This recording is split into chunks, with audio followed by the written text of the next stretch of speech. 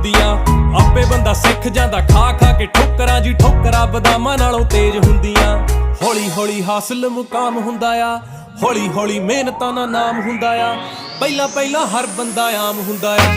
ਦੁਨੀਆਦਾਰੀ ਚੋਂ ਜੋ ਤਰਾਸ਼ ਬਣਦੇ, ਆਪਣੇ ਤੇ ਰੱਖ ਵਿਸ਼ਵਾਸ ਬਣਦੇ ਹੋਏ। ਆਮ ਜਿਹੇ ਮੁੰਡੇ ਵੀ ਨੇ ਖਾਸ ਬਣਦੇ, ਆਮ ਜਿਹੇ ਮੁੰਡੇ ਵੀ ਨੇ ਖਾਸ ਬਣਦੇ ਹੋ। ਆਮ ਜਿਹੇ ਮੁੰਡੇ ਵੀ ਨੇ इब्राहिम नहीं है छोरे, बदनाम थे जो छोरे, बड़ा नाम हो गए छोरे, गुमनाम थे